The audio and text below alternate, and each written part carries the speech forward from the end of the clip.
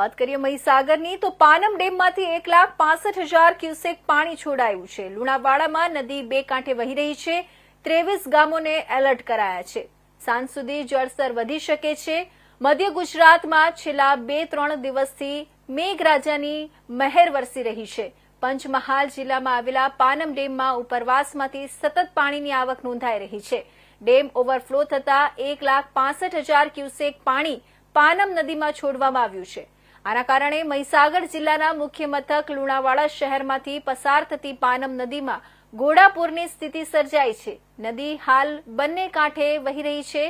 સલામતીના પગલા રૂપે મહીસાગર જિલ્લાના પાનમ નદી કાંઠાના 23 ગામોને એલર્ટ કરવામાં આવ્યા છે। આજે સાંજે 5-6 વાગ્યાના અરસામાં નદીનું જળસ્તર વધુ વધવાની શક્યતા છે।